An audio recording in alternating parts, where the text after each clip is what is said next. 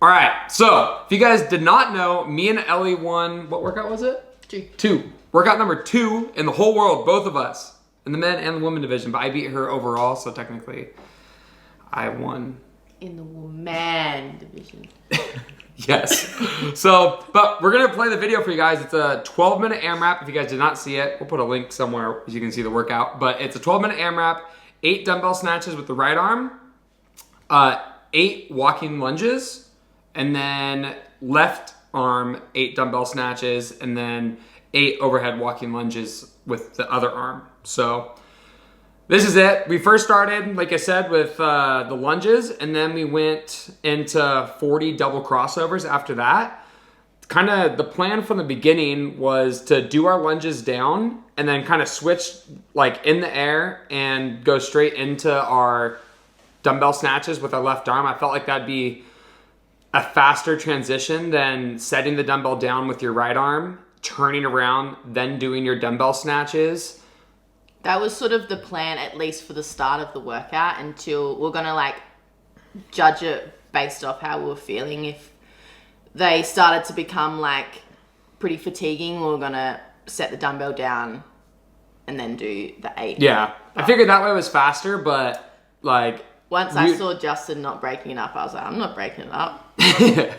Yeah, so the goal is pretty much just to like do our double crossovers unbroken, even if they are not super fast, to go unbroken on them just to give us as much time on the dumbbell, because when we're doing them, I mean, I already broke and Ellie did. You did all your sets unbroken, right? Yeah. Yeah, so, but how it pretty much went the whole workout was... Ellie would get in front of me on the double crossovers, then I would like chase her down on the lunges, and then we'd be like right back together through the first like half of the workout. Yeah. But yeah, no, like I said, we wanted to make sure that we got all our double crossovers unbroken, because if you do them unbroken, they take like 20 seconds. But if you break it up, it adds like 3 or 4 seconds every break. So if you mess up like 2 to 3 times in a set, like that's 10 seconds a round. And we ended up getting 8 full rounds, or I almost got 8 full rounds. I was 1 rep short, but I mean, it adds up. I mean, that's over a minute of time you would have more in the workout if you were just able to go unbroken and not even faster on anything, just like staying smooth and unbroken. Because if you guys haven't done like, or if you guys been doing the open for however long, quarterfinals, whatever, games, been following along with the season, like that's a new movement. At last year's games, we had double crossovers. So when it was announced, I thought we were doing double crossovers in the workout. But I guess we're single crossovers, which was like definitely a skill that we had to practice. Yeah. It was a lot different. The first few times I tried it, I tripped up, but then we sort of got the hang of it and worked out a few little like tips and tricks to make them a little bit easier. But it was definitely like a bit of trial and error. Yeah, if you watch, we just released a YouTube video of like the first 2 days of, or first 2 workouts of quarterfinals. But if you go back and watch that video, at the end of the day, we knew we were doing this workout the following day. So we like made it a competition and like who could do like the most sets unbroken on single crossovers, or we just did like an EMOM of them first, and then we made a bet, and then Mac had to jump into the river, which is pretty awesome. But yeah, so we made sure we got those pretty dialed, because I thought that was going to be pretty much the crux of the workout. Because if you couldn't do your like crossovers like in big sets or unbroken, or if you just like weren't efficient on them, like the dumbbell was just blow up. You're just going to blow up, because I mean, especially in CrossFit, we're pretty comfortable with the dumbbell. It's a movement that we see like every year. It's nothing new, so we kind of know how that's going to feel. And then I think the crossovers was where we like really had to like dial in, because it was like controlled aggression like throughout the whole workout, because you like go fast on the dumbbell, but then when you got to the jump rope, you really just had to like slow it down and make sure that you're able to do your sets like smooth and unbroken. Because I think the first round or 2 I broke once, and Ellie kept going unbroken, and that's how she kept the lead on me. Even though I was faster on everything else, she was just going unbroken and would like keep the lead on me. Like she's still, this is round, we're starting round 4, and just because I've messed up, she's been in front of me. I was sort of using the crossovers definitely as a break for my shoulders because I don't have as good overhead position as you can see. Justin just like locks it in there, whereas mine's like, hey, it's not that bad. But I definitely was starting to feel it in my shoulders, so I knew that I had to really settle on the crossovers and like try and stay as relaxed as possible so that I could, you know, like race the dumbbell and try and get back to the crossovers as soon as possible. Yeah, and I don't know if you guys have done like dumbbell snatches and workouts. I feel like it's always alternating dumbbell snatches. So especially having it just one like arm for the full set of 8.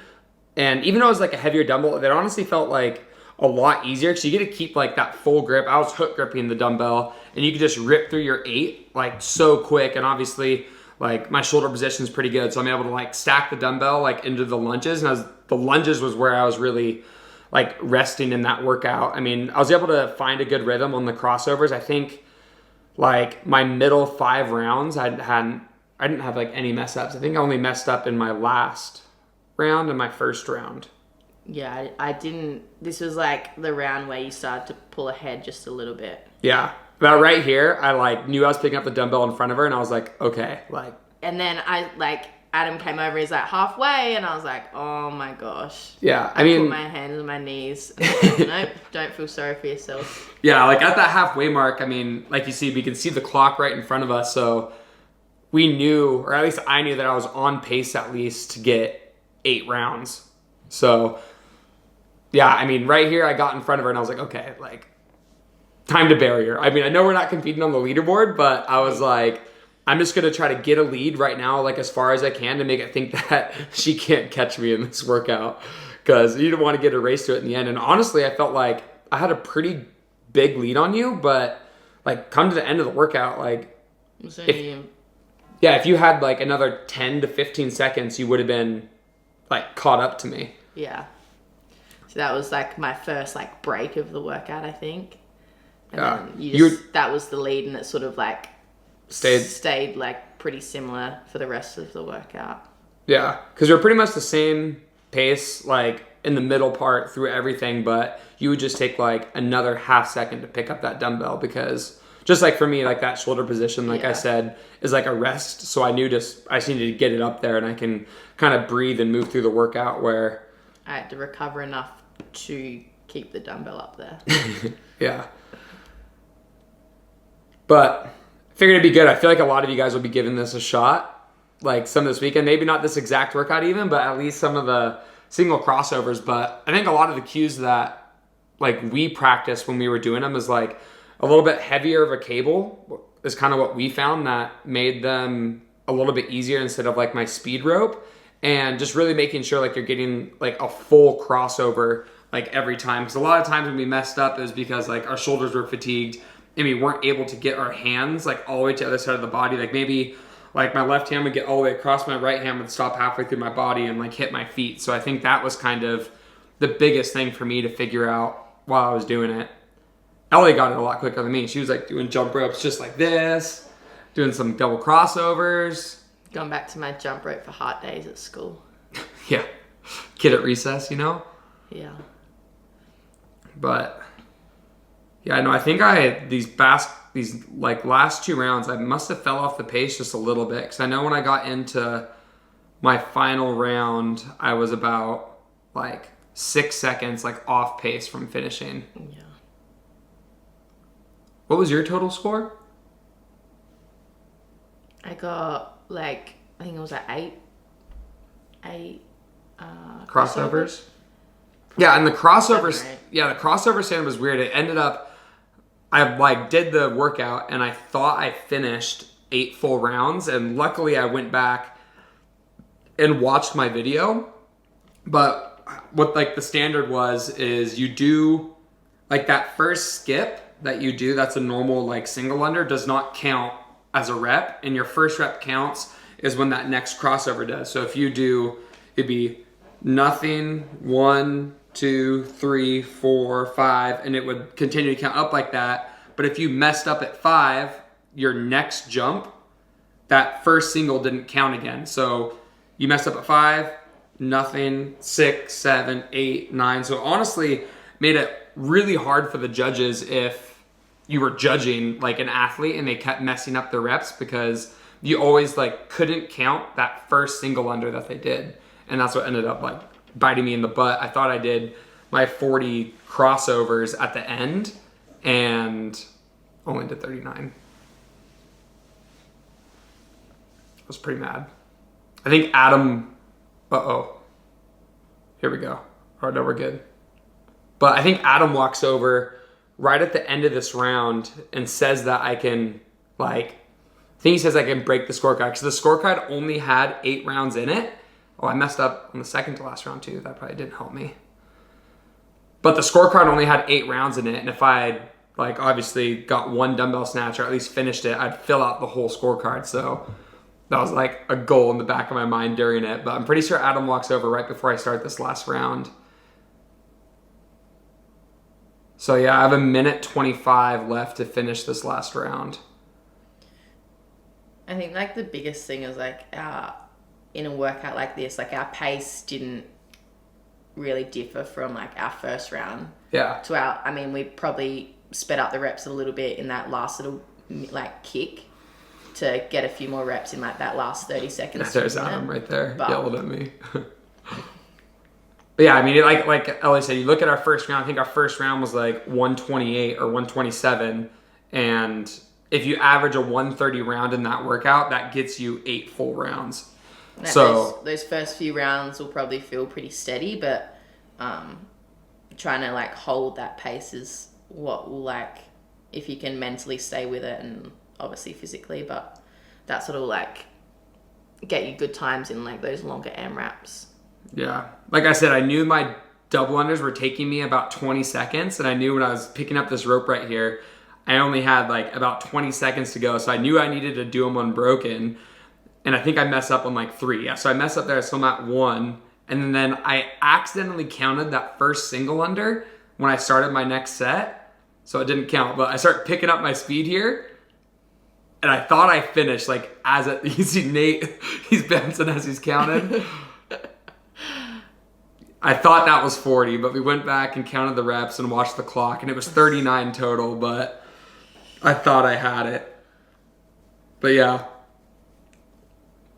If you watch the video, I thought I was going to puke after that workout. I don't know why. That one got me good. I think it was all like the jumping up and down, but it was awesome. And then, especially because we battled it out on that workout. I mean, the only reason why I was pushing so fast, like I said, like halfway through, I finally got that lead on Ellie. I was like, all right, I got to push hard to stay in front of her. And I think you probably got to push trying to like not let me pull away.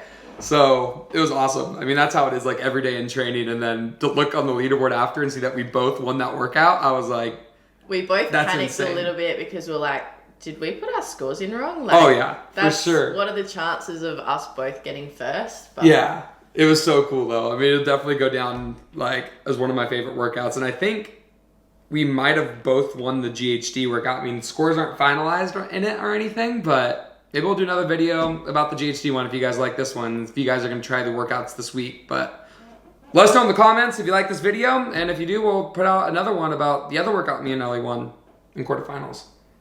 But I also won that one because you had more meters than me. No, I had the same meters, but wasn't guy girl. But anyways, thanks for watching.